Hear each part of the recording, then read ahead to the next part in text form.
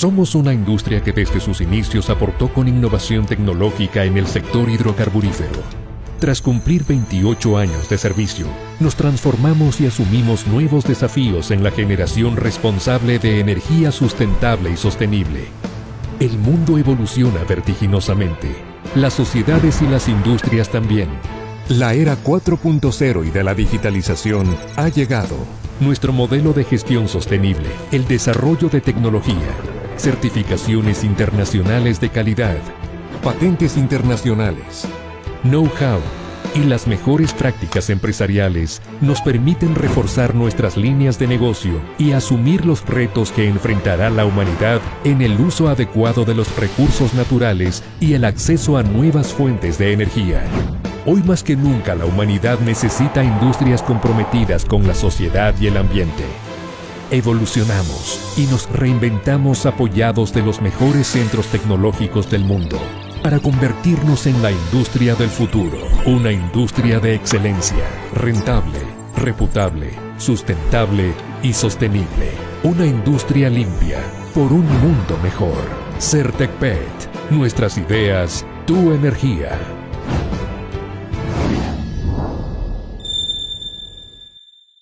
Señora ministra, gracias por agradecer con nosotros, de verdad. Gracias, Carlos. Buenos días. No sé cómo así está fragante después de lo que está enfrentando. Ya estoy entrenada, creo, para los problemas, bueno. Carlos. 2 años sin que ningún día sea más fácil que el otro. Empiezo lo que le dije ayer. Yo no quiero más diagnósticos suyos, no quiero que me cuente la historia del ISPOL. Ya saben quiénes son los responsables. Usted detectó esto desde 2009, han insistido. Sospechoso fulano, sospechoso mengano, el directorio de Decebales saben quién lo conformaba, ya vieron la foto de Cherres con el ministro José Serrano, que usted le tiene un cariño especial, y ahora está en la comisión de fiscalización, ya se fue Gad Goldstein de aquí, en agosto, sabiendo desde entonces que era sospechoso. ¿Hasta cuándo tenemos más prófugos en esta historia? Aunque no hay un juicio todavía, en vez de pedirle a la fiscal que haga una detención, se llama que los detenga por 24 horas para una investigación en ese instante y según lo que ustedes ya tienen, les ponga prisión preventiva o por lo menos grillete, aunque luego terminen en la Embajada de Argentina. Bienvenida. Gracias, Carlos. Buenos días. Buenos días. No es sencilla la trama, no es sencilla la trama y tampoco va a ser sencilla la elaboración de un proceso penal, pero estamos trabajando en eso. Respecto de la actuación de la justicia, solamente se puede dar una detención con fines de investigación o una medida cautelar como acto urgente cuando ya estamos en otro momento, cuando estamos ya en otro momento del proceso penal. Tenemos algunos, pero no seré yo quien le comente cómo avanza la justicia, sino qué es lo que estamos nosotros movilizando. Varias demandas penales, porque son diferentes casos. Tenemos, por ejemplo, el caso de un funcionario. Esta trama a nosotros también nos ha llevado muchos meses de investigaciones, pero además de obtener los documentos, de unir las piezas, de encontrar las piezas de este rompecabezas. Permítame ponerle un ejemplo, Carlos. Hemos estado investigando varias operaciones. Algunas operaciones pues no necesitan un acto urgente, tienen muchos años. Hay operaciones como la compra de un terreno cuyo avalúo era un poco inferior a $500,000 y fue pagado por algo más de $14 millones. Ese es nuevo. Esa no había salido. Claro que sí, incluso estuvo publicado hace varios meses. Sobre ese presentamos una demanda penal hace 3 o 4 meses. Tiene años esa adquisición. No es algo de última hora, no es algo que requiere un acto urgente. ¿A quién le pagaron 14 millones por algo que valía 500,000 según el avalúo? No me acuerdo ahora mismo el nombre de esta hacienda, pero en ese momento era director del ISPOL, el general Espinosa de los Monteros. Ahí viene la otra parte. Ahí hay una venganza de él contra usted. Usted lo sacó de la policía por haber usado un helicóptero y haberse accidentado sin permiso. Aquí tiene esta cuestión de vuelta, porque el mensaje que están mandando es que usted reitera. Usted me está diciendo, yo sabía esto desde 2009 y esto es lo que he podido hacer. 2019, perdón. Pero en realidad hay algunas cosas que hemos presentado a la Fiscalía desde hace un año. Hay algunas cosas... Y lo que están es alertando a los responsables, pues, doctora. Carlos, están aquí. ¿Gad Goldstein está aquí? Bueno, en ese caso... ¿Proaño está aquí? Sí. ¿Cherres está aquí? Cherres no está aquí desde marzo y va y viene desde hace mucho tiempo. ¿Espinosa de los Monteros está aquí? Sí. ¿Los de la Bolsa de Valores están aquí? Sí. ¿Seguirán aquí? Espero que sí. ¿Se acuerda usted quién era cuando probaron estas 2 operaciones que son las peores? ¿Quién era ministro de gobierno? Era ministro de gobierno en ambos casos, José Serrano. ¿Subsecretario o viceministro de gobierno? Creo que Diego Fuentes, que era su delegado al directorio. Ese genio bajito de lentes cuadrados. ¿Comandante de la policía? En una de las operaciones el general Mejía, y creo que en otra de las operaciones hay un otro comandante general, o en las dos Mejía. ¿De los coroneles cuáles siguen en servicio activo? En ese momento coronel Proaño, luego general Proaño, director del ISPOL. ¿Cuáles siguen en servicio activo? General Proaño. De hecho, estuvo ayer en el Consejo de Generales, al que yo fui, a un consejo ampliado de generales, a exponerles a los generales qué es lo que estamos haciendo, qué es lo que hemos hecho, y en donde también el propio general Proaño hace sus explicaciones o su defensa. Está en servicio activo. De lo que usted me cuenta, las sospechas sobre esto comienzan en el 2019, ¿verdad? Cuando Sí. dejan de hacer los pagos que debían. Usted comienza las investigaciones que en algo ha pormenorizado. Y hoy resulta que no pueden hacer nada más. Eso es lo que me está diciendo. No, sí podemos hacer más, A y ver. eso es lo que quiero comentarle. Hoy a las 10 de la mañana, junto con el comandante general, y ese es el motivo de mi presencia en Guayaquil hoy día, vamos a reunirnos con la economista Solano, la interventora de Decebale. Lo que Decebale tenga por decirnos, la documentación que tenga por entregarnos, es muy importante para cerrar este rompecabezas. Haber intervenido Decebale es un paso muy importante. ¿Por qué? Porque este es el brazo, este es un órgano del mercado de valores del Ecuador. El 47% de la propiedad accionaria de Decebale le pertenece a la Bolsa de Valores de Guayaquil, el 28% le pertenece a la Bolsa de Valores de Quito, y este es depósitos y compensación de valores del Ecuador. Eso significa Decebale. Significa que actúa como custodio en buena parte de las operaciones bursátiles en el Ecuador. ¿Cuál es el tema del ISPOL con el Decebale? Explíquelo, porque usted y yo menos que usted, conocemos el caso, pero la gente está oyendo hablar en chino. ¿Qué diablos es Decebale? Solo sabe que el ISPOL es la seguridad social de la policía, que hay 532 millones por lo menos que les han birlado, que ustedes hablan de supuesta estafa. ¿Qué es supuesta estafa? Que hay una estafa y hay que ver el monto y los responsables. Pero explique ahora sí cómo llegó a establecerse el perjuicio. ¿De qué se tratan estas dos operaciones? Porque son 532 millones en dos operaciones que tienen en común haber sido realizadas con empresas cuyo representante legal es el mismo. Son dos empresas distintas, una operación swap, una de compra de bonos con reporto, y ambas están hechas con empresas cuyo representante legal es el señor Jorge Cherres Miño. Este ya es un primer problema, porque si Jorge tuviéramos... Cherres viene a la policía y le dice: esos bonos del Estado que ustedes han comprado con fondos del ISPOL van a hacer crack porque la dolarización está a punto de caer, más o menos en el 2015. Y les ofrece otros papeles para reemplazar esos bonos del Estado. Así es. Esa es la primera operación, Esa la que es se la llama swap. operación swap. ¿Ya? Okay. Y ahí seguimos con la lista de las cosas graves. Ya. Le ¿Qué ofrece otros pasa con los papeles que les da Cherres a cambio del otro? Esa es la pregunta de Decebale. ¿Cuáles papeles le da? Ah, ¿no saben eso? ¿No saben eso? ¿No saben a cambio que se lo reemplazó? Así es. Ya, y la operación reporto, que también es compleja de entender, explíquela. De acuerdo. Me concentro un poquito en la swap. Dele. Esta operación swap entonces es una operación de intercambio de flujos, que esa es parte de la explicación. Entonces la policía, el ISPOL, le entrega a Cherres una cartera de 327 millones de dólares en bonos de deuda interna. Esto es lo primero. Bonos de deuda interna ecuatoriana eran bonos muy seguros. Pero ¿cuál es la oferta que aparentemente en ese momento, estamos hablando 2015-2016, recibe el ISPOL? Le dicen: yo tengo unos bonos más seguros, voy a emitirle un macro título que tiene un subyacente, un macro título que está respaldado por bonos de Citibank, Natcom, Citi, no dice Citibank. Natcom, Parte del engaño es LLC. Pero además el contrato dice que esta empresa HYFB es la contraparte de Citi. Cuando usted ve el contrato, que además es un contrato de 4 páginas, Carlos, yo he visto contratos para arrendar un departamento que son más complejos que ese, no hay comparecientes. Es decir, el contrato dice: comparece ISPOL y comparece HYFB a nombre de Citi. ¿Y quién firma por ISPOL? No tienen nombres. Ah, ni siquiera el comandante de la policía. No, el que firma es el general Proaño, que es el representante del ISPOL. Sabemos que es su firma, porque efectivamente su firma en un montón más de documentos, pero no están los nombres de los comparecientes, no está la representación legal. No hay una aprobación del directorio. Más grave todavía, el directorio aprueba otra operación. Las actas del directorio se refieren a otro tipo de operación. O sea, o fue engañado el directorio, o fue confundido por Proaño. Ya, la otra. La otra es una operación que es una compra poco a poco, no es una sola operación de 205 millones de dólares. Que llega a poco sumar a poco, a lo largo de años, se van comprando bonos con este pacto de recompra y llegan a sumar 205 millones de dólares. Eso en este más caso, 327 es lo que dan 532. Okay. ¿Cómo funciona esa operación de reporto? Esa operación, la policía le pone dinero y la empresa, en este caso IBCorp, esta empresa que también le pertenece a Cherres, ambas empresas domiciliadas en Panamá.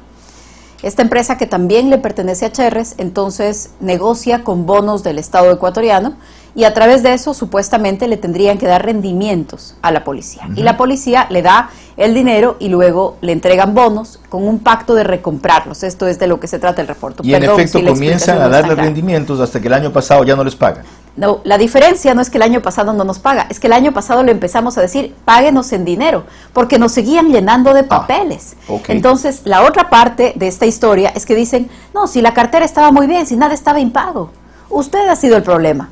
Lo que pasa es que nosotros decimos, y con las observaciones de la Superintendencia de Banco de Respaldo, no podemos seguir llenándole de papeles al ISPOL. Empiecen a pagar los dividendos. El rato que ya los pagos no se reciben en papeles, entonces ya nadie tenía para pagar.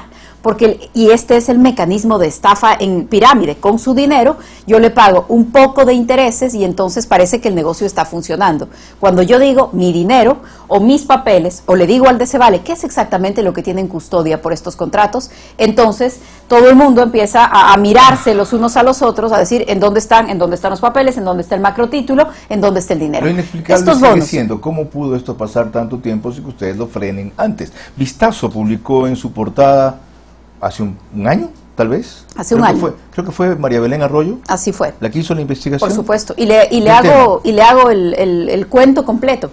En ese momento se observaban operaciones puntuales, algunos fideicomisos, algunas cosas que fueron reveladas por el informe de la Superintendencia de Bancos, que lo pedimos, de lo que yo entiendo hasta hoy, desde que existe el ISPOL, la primera vez que la Superintendencia de Bancos hace un informe. En ese momento tenía que intervenir la Superintendencia de Compañías de Cevale. En ese momento no estaban examinadas estas dos grandes operaciones. En ese momento son otras operaciones las examinadas y la Superintendencia de Bancos le dice al ISPOL, usted tiene unas operaciones aquí que no sirven, unas operaciones que no tienen garantías apropiadas, una serie de observaciones y usted tiene que reportar como cuentas por cobrar y tiene que provisionar contra 43 millones de inversiones que no tenían nada que ver con esto. Pero esto nos sigue prendiendo las alarmas, Carlos, y esta publicación, además del informe, la publicación se convierte en una alerta para mí como presidenta del directorio. ¿Por qué? En ese momento... que usted cambió también la estructura de quién presidía el directorio del ISPOL. No, antes se había cambiado ya por ley.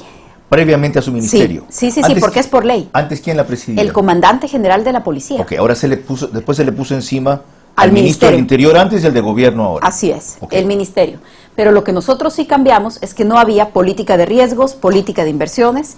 Desde el 2010 hasta el 2018, que es el año en el que yo llego al ministerio, el directorio hace una entrega de poder total al director del ISPOL para que pueda decidir sobre todas las inversiones. Es decir, renuncia a ejercer sus competencias. Gravísimo, delicadísimo. Pero cierro con lo de Vistazo, porque creo que esto es clave y para nosotros fue clave y nos prendió todas las alertas.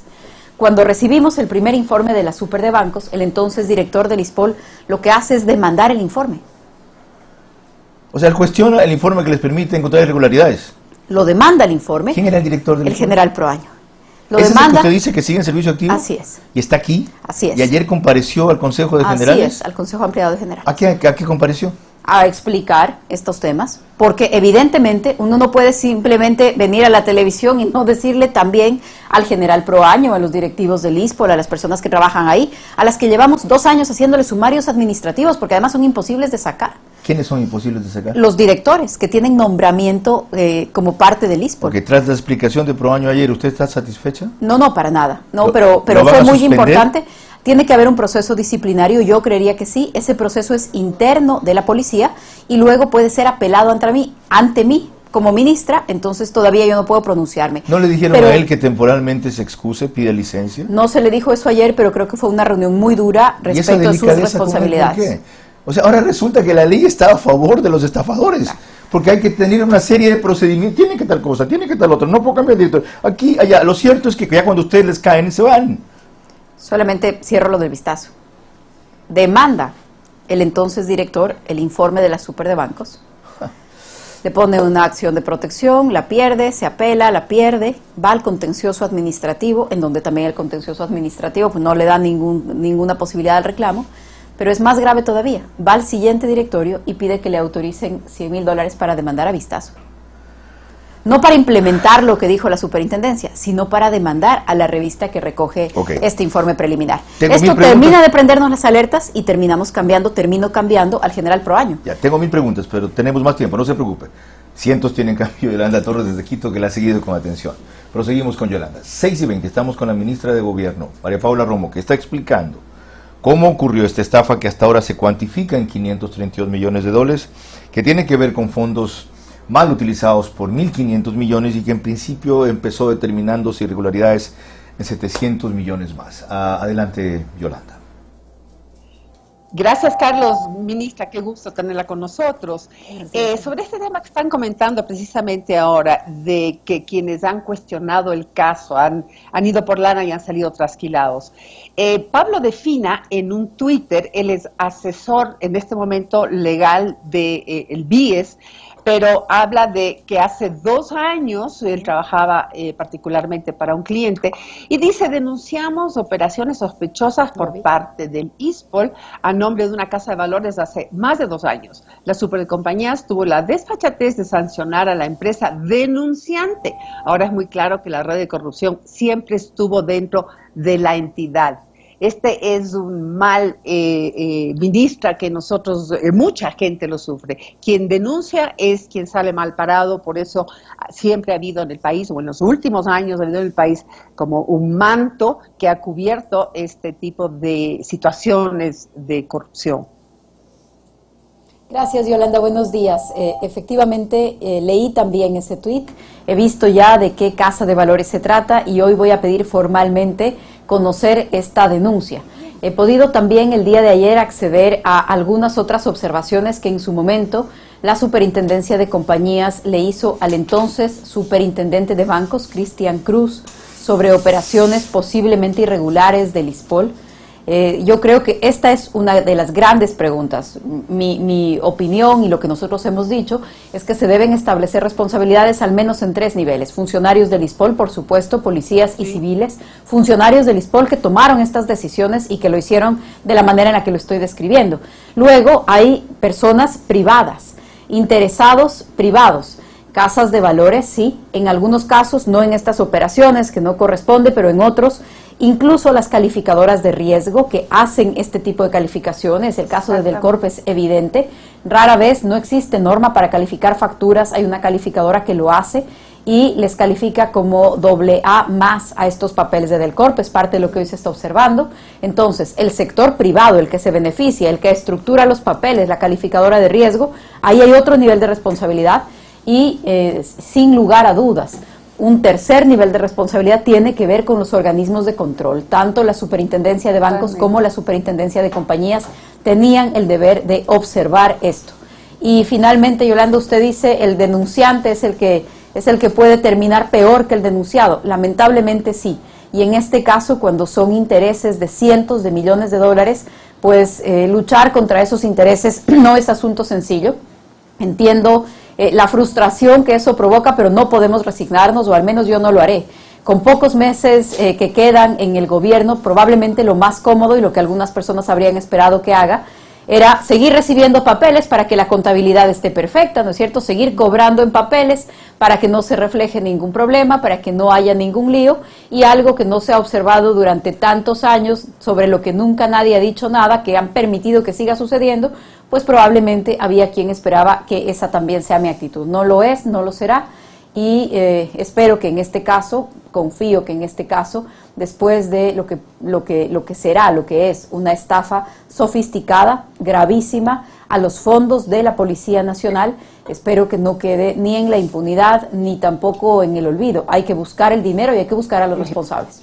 A ver, ministro, usted habla de un sofisticado sistema de estafa. Más bien no es un burdo ejemplo de corrupción entre privados y públicos.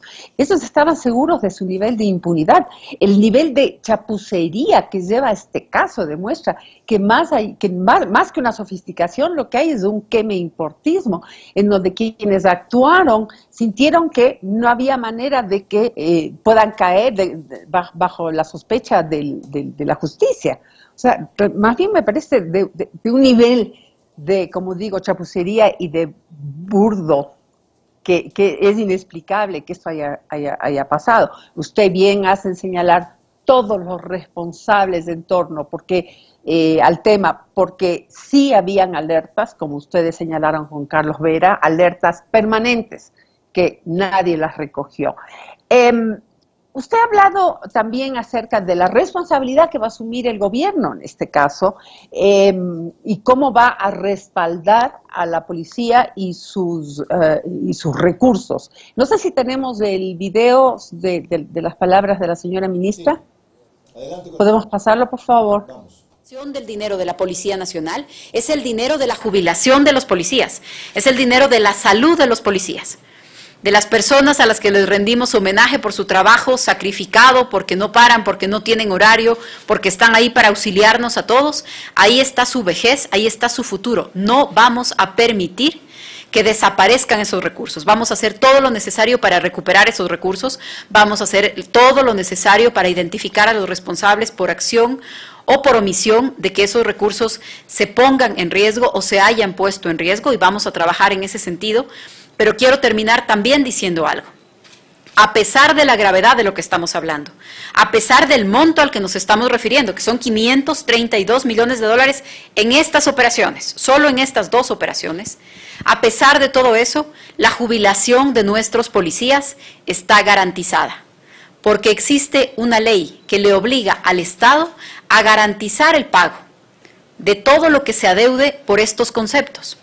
Eso quiere decir que ningún policía, a pesar de estos problemas, va a poner en riesgo o va a ver en riesgo su jubilación, pero que llegado el momento, si es que este dinero no se recupera, todos nosotros, la sociedad ecuatoriana en su conjunto, el gobierno del Ecuador, el Estado ecuatoriano, va a tener que obtener los recursos necesarios para compensar estas inversiones.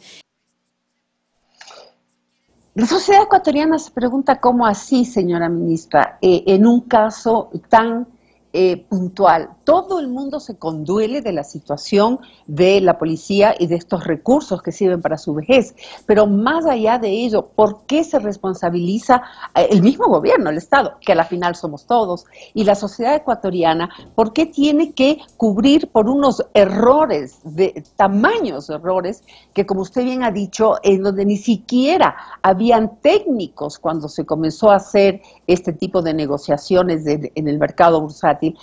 No habían técnicos. Acaba de decir ayer el director del ISPOL que ahora van o a partir de no sé qué momento se contrató gente en control de riesgo. Ha habido alertas. Se desconoció una serie de cosas. Usted mismo dice, hay un papel en donde ni siquiera constan las firmas de una negociación. Ha habido otros responsables en esto. ¿No cabe más bien ahí algún tema de revisión y que no caiga, además de este tema, en la sociedad ecuatoriana? Sí, Yolanda, varias preguntas porque no había comentado su intervención anterior. Hay esta sensación de impunidad y eso les permite o les permitió actuar de esa manera. Yo coincido con usted, pero el mecanismo para esta estafa, a través de instrumentos financieros, poniéndole como custodio al Decebale, ofreciendo este tipo de compensaciones, yo creo que es sofisticado y más enredado de lo que muchas veces podemos comprender a primera vista. Por eso me refiero a él así y creo que hay que investigar a profundidad, porque me parece que si este mecanismo se puso en práctica, es probable que no solamente haya sido usado para estafar al ISPOL, sino que probablemente nos tiene que llevar a una investigación profunda sobre otros funcionamientos de este mismo mecanismo, sobre otras aplicaciones de este mismo mecanismo. ¿Por qué la sociedad ecuatoriana garantiza las pensiones jubilares o los seguros? Porque el ISPOL cubre 7 seguros distintos para los policías y sus familias. ¿Por qué? Porque así lo dice una ley del año 2016. Y es parte de lo que tenemos que preguntarnos sobre esta sofisticación. Probablemente ahí está, por eso es que no existe riesgo moral para los administradores, porque si es que me hace falta algún recurso para compensar esos seguros, esas prestaciones, no me van a venir a preguntar usted qué hizo con el portafolio, sino que lo pido para el presupuesto general del Estado. Habría que preguntarnos, y ojalá seamos capaces de esa discusión más a profundidad, sobre cómo estamos manejando este tipo de recursos para el futuro inmediato del Ecuador. Y la discusión no es sencilla, porque también parte del debate es qué tipo de recursos son estos recursos. Para algunas cosas y para algunas interpretaciones, incluso el propio ISPOL dice, no son públicos. Para otras cosas sí son públicos y por lo tanto tienen que ser compensados por el Estado. Para unas cosas son públicos y entonces tiene que ser garantizado por el gobierno. Para otras cosas no son públicos y desde el 2014 dejaron de usar el mecanismo de subasta serializada para entrar en bolsa, el mecanismo que en la ley es obligatorio para este tipo de fondos o para los fondos públicos. Entonces, la discusión tiene muchísimas aristas, las interpretaciones legales van a ser muchas interpretaciones legales, pero nada de esto puede quedar oculto. Yo creo que es una discusión no solo para la justicia, sino para la sociedad sobre el manejo de estos fondos de futuro, porque al final del día, como yo lo dije en esa rueda de prensa y usted lo ha comentado ahora, al final del día será la sociedad ecuatoriana toda la que termine pagando por este gravísimo error y, creo yo, delito. Bueno, muchísimas gracias y realmente sí destaco la forma como ha salido usted, como ha salido el gobierno a enfrentar y poner en consideración de todas maneras de la sociedad en su conjunto los temas, inclusive aquellos en donde aparentemente han sido engañados todos. Entonces, eso quiero destacarlo. Gracias, vamos con Carlos Vera desde Guayaquil nuevamente. Yolanda, gracias también. Prosigo con mi segunda parte, luego vamos con la segunda tuya. ¿Quién hizo esa ley del 2016 que dice que si algo falta al fondo del ISPOL, el Estado lo pone? Fue enviada por el Ejecutivo, por el entonces presidente Correa, y fue la discusión de si el gobierno ponía el 60% de los recursos. En el IES esta es la discusión del 40%. El 60% o lo que falte. El y ahí 40% se aprobó esta disposición en que si, por ejemplo, faltan 20 millones en el ISPOL y solamente se consiguen 10, los otros 10 restantes los pone el Ministerio de Finanzas. Así es. Muy chévere. Así o sea, es. los ponen usted y los ecuatorianos. Usted y yo y todas las Pero personas. usted lo dijo muy fresca. No se preocupen, todos la sociedad vamos a pagar. Casi uso la palabra equivocada, perdone, señora ministra. ¿Por qué tenemos que pagar los ecuatorianos inocentes lo que han hecho estos delincuentes? Carlos, no estoy diciendo si es que está bien o mal. Lo que estoy diciendo es lo que dice la ley. Y también le estoy mandando un mensaje de tranquilidad. La ley que hizo Correa. Así, pero es la ley que está vigente. Pero también le estoy mandando un mensaje de tranquilidad a la policía. ¿O usted pretende que con esa misma tranquilidad yo salga a decirle a la Policía Nacional, sabe que está en duda su jubilación? Yo pretendo Eso que no ustedes les podemos digan, decir vamos a dar con ellos como Por supuesto, sea. que también lo dije. Y empezamos con el artículo... Y empezamos a cobrarles. Empezamos con el artículo 530 del COIP. Dice, detención, la o el juzgador, por pedido motivado de la o del fiscal, podrá ordenar la detención de una persona con fines investigativos.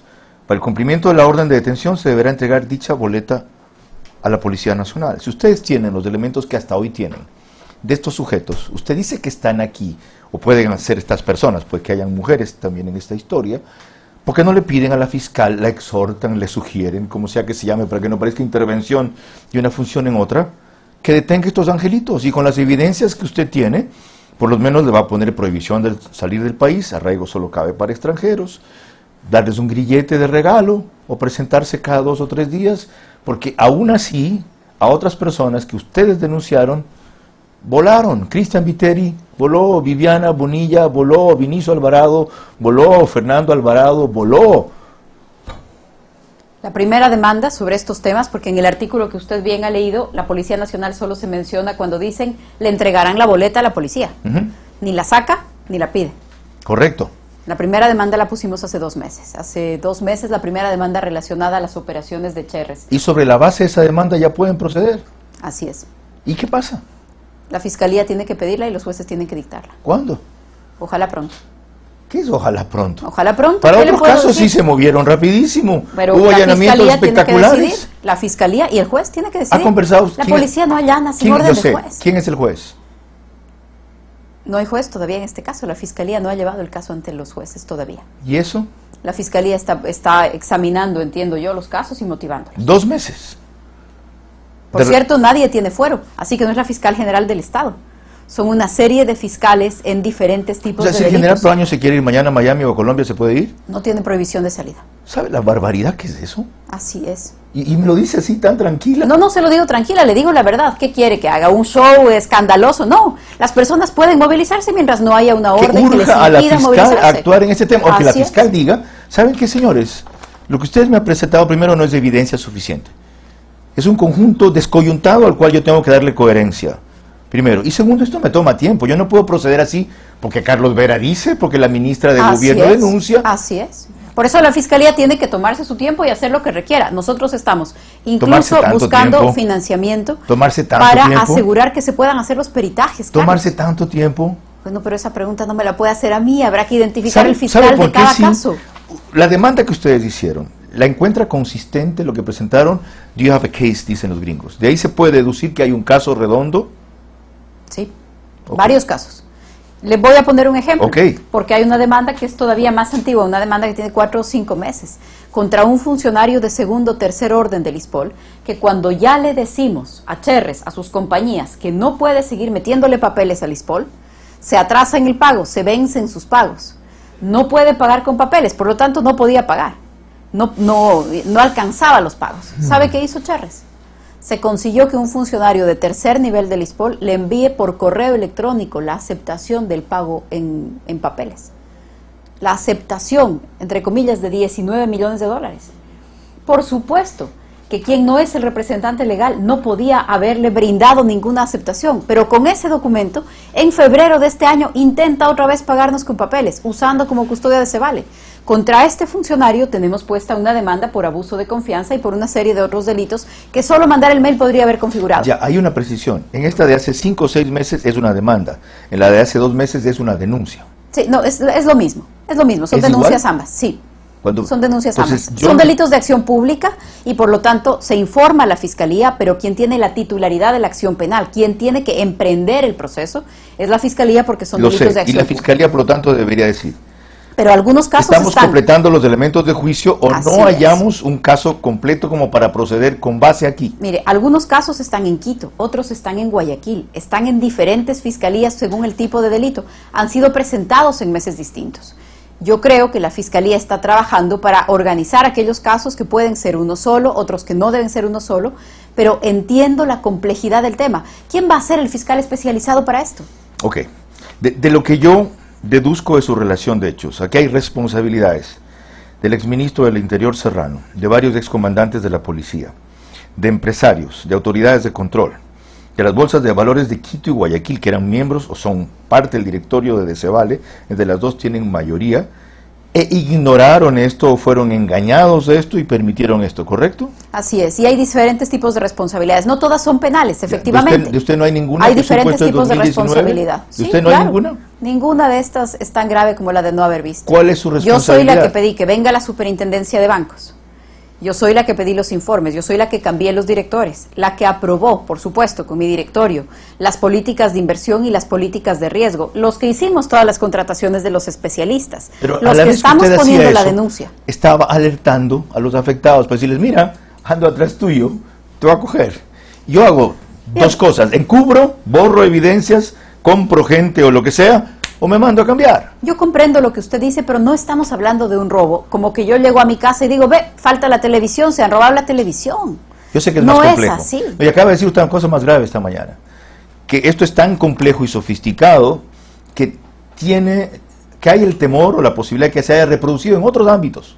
Así es, y yo creo que es parte de lo que vamos a tener que analizar ya como país, ya más allá del ISPOL, porque esto lo que devela es problemas de funcionamiento en los órganos de control, probablemente en algunos Sí. actores del sistema de valores, en los mecanismos de control interno de estas Sí, instituciones. porque que haya policías corruptos no me sorprende, que haya periodistas corruptos no me sorprende, que haya funcionarios corruptos no me sorprende. La corrupción está impregnada en todas partes, inclusive en la iglesia. El problema es que tenga impunidad. Así es. Ahora veamos la lista política. ¿Sí vio el timing de esto? ¿Del caso, del robo, De lo de suyo, la estafa? Pues usted sale con esto, 2 semanas, lidera esta investigación, hace esta denuncia justo cuando están a punto de descabezarla en la Asamblea. Bueno, es coincidencia, nada yo más. creo que estamos en esta investigación, al menos en algunas de ellas, desde hace un año y medio. Pero no Denuncias públicamente, puestas. la hace pública hace 2 semanas. Algunas sí.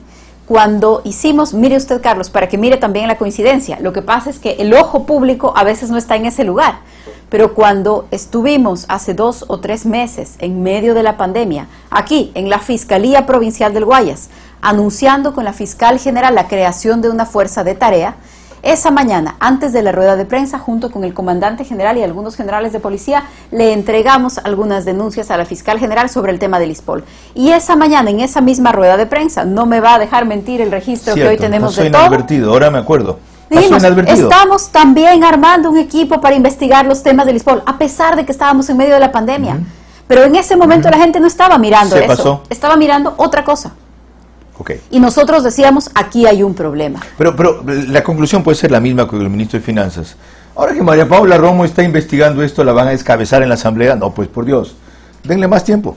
Yo creo que el mensaje importante, Carlos, es que más allá de mi permanencia o no en el Ministerio de Gobierno, ya sea por decisión de la Asamblea, ya sea porque el gobierno culmine en mayo, porque esto no se va a resolver desde aquí hasta mayo. No, usted no se va a ir. Yo no me voy a ir.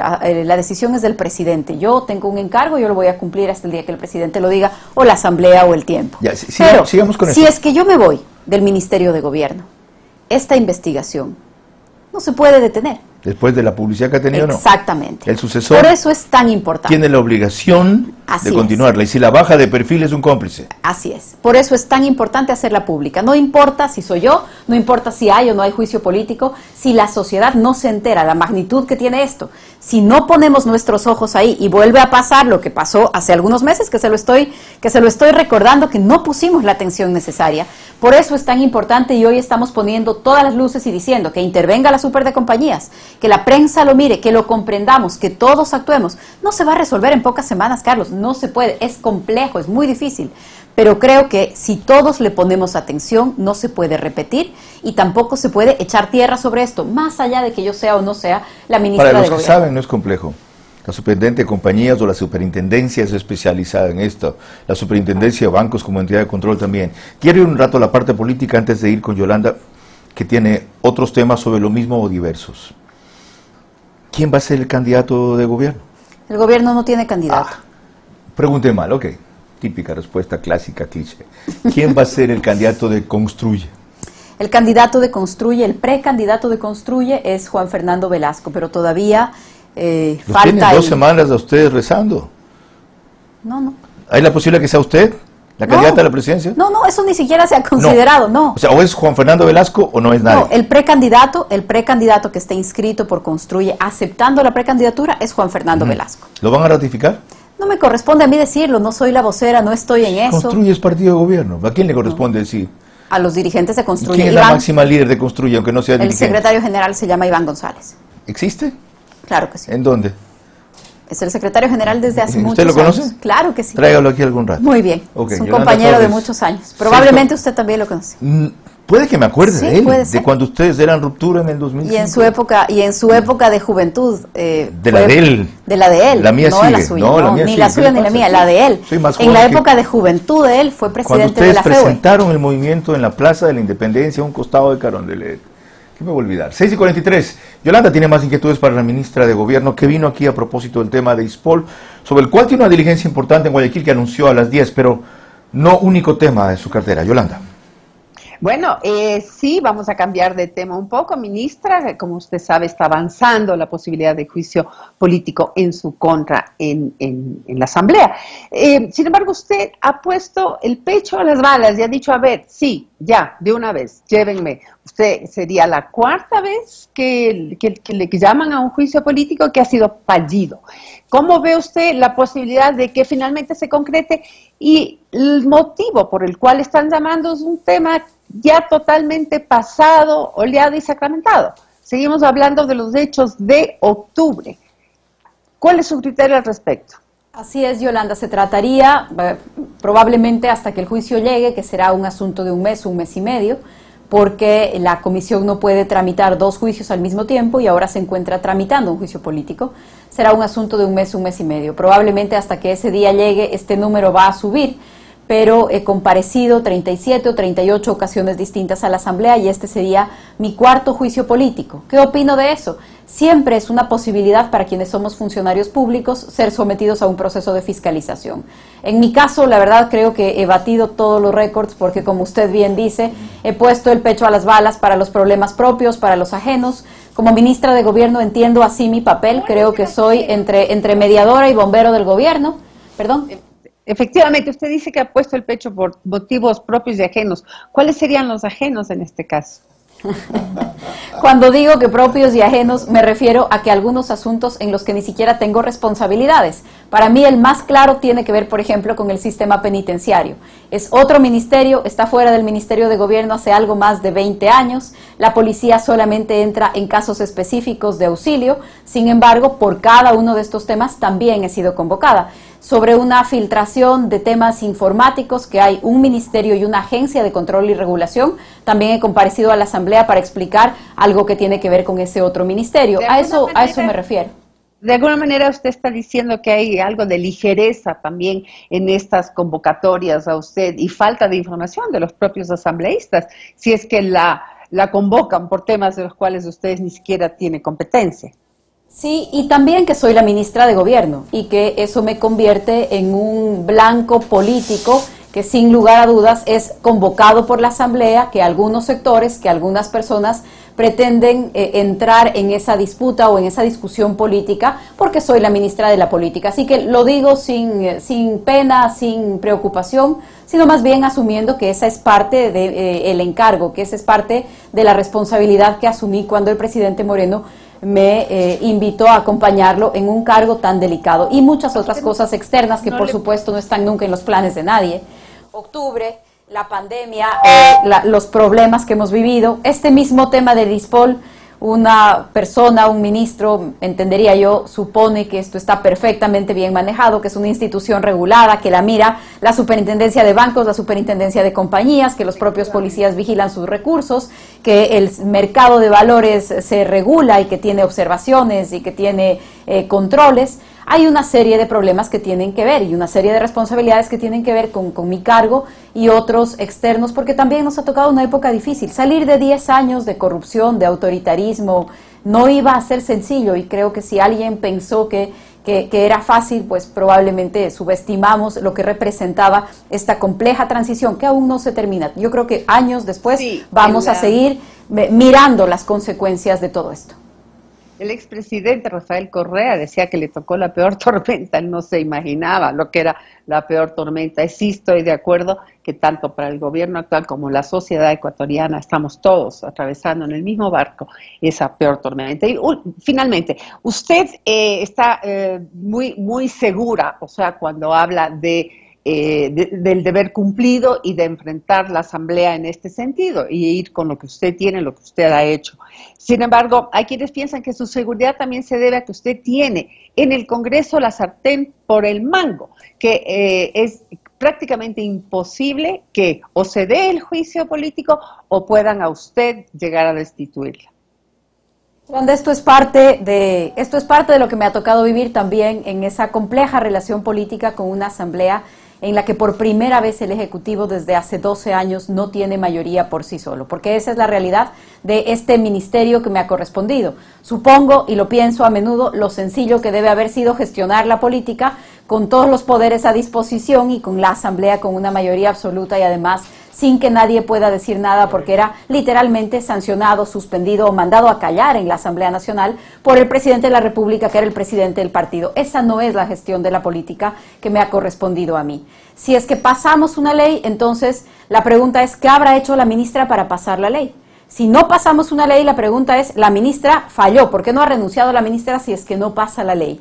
Eso es parte de lo que me ha tocado vivir. En ningún caso se ha dicho qué bien que se logró aprobar una ley, qué bueno que se logró hacer un acuerdo legislativo sobre la mesa. Sin duda, Una persona que es convocada 40 veces a la Asamblea Nacional no tiene una fluida relación o un manejo de la Asamblea o la sartén por el mango. Hemos perdido leyes complejas, hemos perdido procesos complejos, pero eso es parte de las tensiones democráticas naturales. Pero lo que sí le puedo decir, Yolanda, con toda tranquilidad, con toda certeza, es que si por cualquier motivo hoy es mi último día en el Ministerio de Gobierno, estoy segura de que le he servido a mi país. Muchísimas gracias, señora ministra, y por mi parte le deseo éxitos en su gestión. Muchas gracias, Yolanda. Señora ministra, le agradezco también. La dejo ir solo porque tiene otros compromisos. Sí, Carlos, gracias. No quiero despedirla sin mostrarle un par de cuestiones a las que me referí. Miren, esta es la foto de Osvaldo Cherres con José Serrano, publicada en La Historia, el portal de Marlon Puertas, respecto a una condecoración que en 2017 le hizo Serrano a Cherres. La siguiente. Lo que mencionaba Yolanda, lo que advirtió Pablo Delfina. Ellos hace 2 años, dice Pablo Delfina, en un tuit que puso ayer, denunciaron este tema. Hace 2 años, ya sancionados resultaron ellos como denunciantes en vez de procederse con desevales. Si podemos poner ese tuit también, simplemente para que la audiencia vea que aquello a lo que se refirió Yolanda tiene soporte, así como aquella foto a la que hice yo. Es un tuit de Pablo Delfina. Lo tienen allí, ya es público. Hace un momento lo pusieron. ¿Ah, sí lo pusieron? Okay. Sí, lo pusieron. Usted está viendo el programa más que yo. Muy amable. Somos una industria que desde sus inicios aportó con innovación tecnológica en el sector hidrocarburífero. Tras cumplir 28 años de servicio, nos transformamos y asumimos nuevos desafíos en la generación responsable de energía sustentable y sostenible.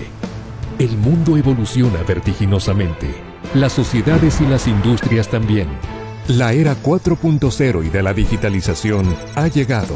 Nuestro modelo de gestión sostenible, el desarrollo de tecnología, certificaciones internacionales de calidad, patentes internacionales, know-how y las mejores prácticas empresariales nos permiten reforzar nuestras líneas de negocio y asumir los retos que enfrentará la humanidad en el uso adecuado de los recursos naturales y el acceso a nuevas fuentes de energía. Hoy más que nunca la humanidad necesita industrias comprometidas con la sociedad y el ambiente. Evolucionamos y nos reinventamos apoyados de los mejores centros tecnológicos del mundo para convertirnos en la industria del futuro, una industria de excelencia, rentable, reputable, sustentable y sostenible. Una industria limpia por un mundo mejor. Certecpet, nuestras ideas, tu energía.